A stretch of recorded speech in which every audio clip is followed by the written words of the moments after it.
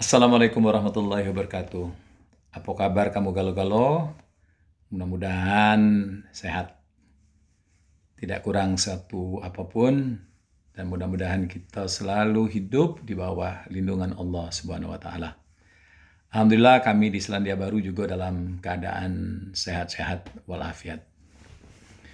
Keluargaku yang kusayangi, sekarang dunia lagi mencekam.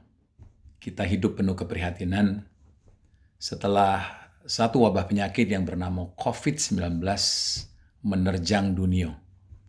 Hampir seluruh negara di dunia ini terkena ini, termasuk Indonesia.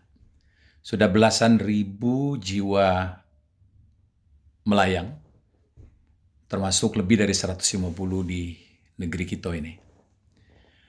Nah, COVID-19 ini adalah virus yang sangat mematikan dan tidak pandang bulu.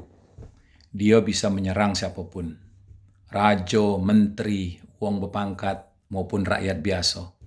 Wong pintar, wong buyan, budak kecil, wong tua, lanang betino, yang tinggal di kota maupun di pelosok-pelosok kampung, pacak kena galo. Artinya kalau mereka-mereka ini wong-wong hebat, yang hidupnya bersih, sehat, pacak kena. Apalagi kita yang sebaliknya. Nah, oleh karena itu, tidak ada yang pacak kita lakukan kecuali berikhtiar. Ikhtiar itu ada dua. Ikhtiar mengikuti anjuran agama, kemudian ikhtiar mengikuti anjuran pemerintah. Kita semua sepakat bahwa COVID-19 ini adalah teguran dari Allah kepada kita umatnya. Mari kita introspeksi diri. Banyak dari kita ini yang sudah tidak lagi menjalankan perintahnya. Banyaklah tua, sepuh, lanak mati, sholat masih belum rajin. Sholat itu tiang agama. Kalau sholat sudah tidak rajin, sudahlah. Yang rukun agama ketiga, 4, 5 itu bisa dipastikan juga tidak akan serius.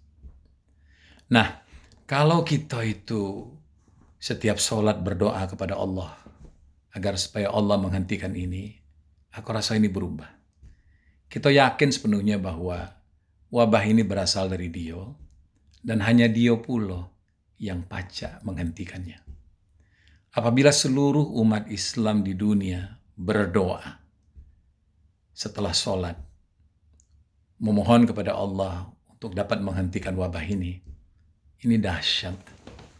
Allah itu maha baik, maha mendengar, maha mengabulkan. Dan Dia maha kuasa di atas segalanya.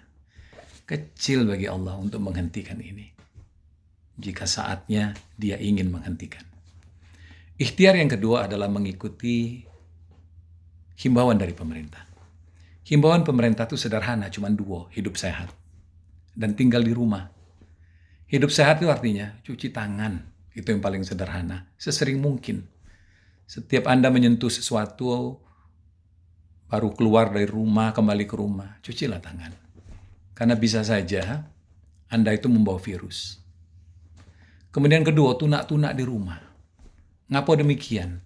Karena kalau Anda keluar rumah itu, kamu ketemu dengan uang yang tidak tahu uang itu sehat atau tidak. Ya, penderita atau bukan. Karena penderita dari COVID-19 ini tidak katik gejalanya. Sama baik penampilannya dengan kita. Apalagi ketika kita berhadapan dengan penderita yang sebenarnya dia cuek. Dia tahu sebenarnya, dia feeling, dia kena. Tapi karena tuntutan hidup dia keluar rumah. Ya. Atau wong yang tidak tahu sama sekali karena tidak ada gejala. Keluarlah dia ini ke restoran, ke supermarket, ke pasar. Bertemu dengan kita. Salaman dengan kita. Karena dia kawan kita. Cipika-cipiki dengan kita. Ataupun kalau tidak itu, dia bersin. Atau dia nyentuh apapun, kemudian kita sentuh lagi. Tertularlah kita. Kemudian, jangan terlalu banyak lagi buat acara di rumah.